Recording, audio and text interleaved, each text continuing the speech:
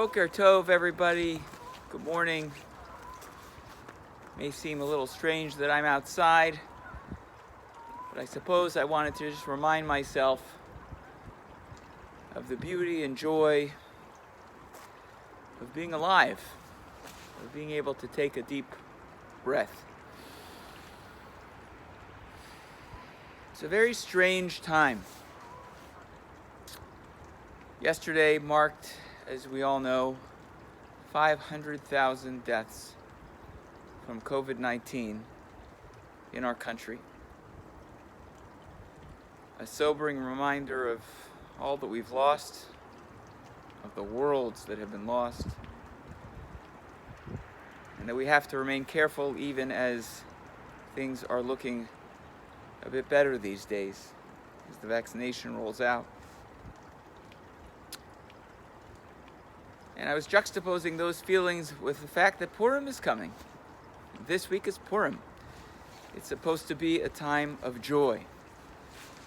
It's supposed to be a time of happiness. And yet how can we be happy and joyful with 500,000 lost in our country alone?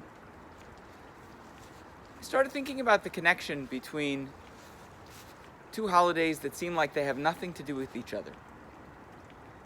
Yom Kippur and Purim. Because the mystics find this connection. They say, noting the similar sound of the word, that Purim and Yom Kippur are connected. Yom Kippur is a day Kippurim, like Purim. Of course, the words are different. Yom Kippur comes from kapara, atonement. Purim comes from lots that were drawn in the story of Purim. So what's the connection between this day of mortality and seriousness, Yom Kippur, and this time of joy and levity, Purim? And I want to thank your colleague, Rabbi Matt Rudda, and an article I read from Francine Klagsburn for helping me think about this. What's the connection? The connection is the reminder that in both holidays, we're taught that we are vulnerable. Right? On Yom Kippur, we think about our mortality. Any day could be our last. On Purim, we're reminded that the time as a people, where on the whim of one crazy person and foolish king, things almost changed. And we were almost lost. V'nahafochu, as I wrote in my bulletin article, and just like that, things can turn around. There's a vulnerability to life, and that vulnerability is found in both the Yom Kippur story and the Purim story. So the real question is, how do we respond? How do we respond when we live in this constant tension? When we live in the tension of 500,000 lost and Purim coming this week? One answer is we learn to appreciate life and to try to find joy. You know, the rabbis in the Mishnah say that on Yom Kippur it was one of the most joyous times. Women would dress in white and they would go out and dance in the fields. And we think, really? On Yom Kippur? Maybe even amidst our sense of vulnerability and fragility, we're supposed to find some joy. We're supposed to try to find an appreciation for living life. Maybe even to try to find God's presence that often seems hidden. Remember, in the Purim story, God is nowhere to be found, at least not explicitly. So how do we find God in our lives? How do we discover light amidst the darkness? How do we find joy even when there is such pain and sorrow and sadness and it feels so weighty? It's not easy, and I don't have an answer.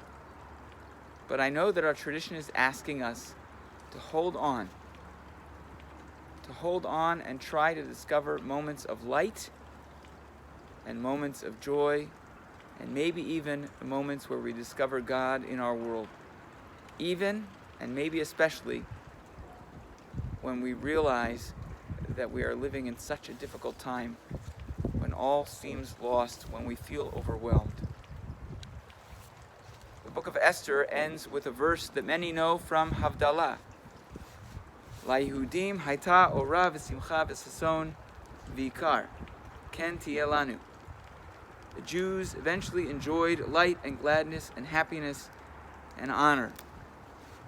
And so may it be for us. We say that at the end of every week, at the end of Shabbat, as we light a huge candle and hope for light in the week to come. And so that's my kavanah, that's my hope for us right now. That as we struggle in this tension as Jews right now, the tension between the time we're living in this country, and Purim that is right around the corner, we try to hold on to that light. I'm going to sing a melody that I just learned. I'll send you the link after this video, holding on to that verse. La Yehudim Hayta Ora, Hayta Ora, Vesimcha, Vesason Vikar. La Yehudim Hayta Ora, Hayta Ora, Vesimcha, Vesason Vikar.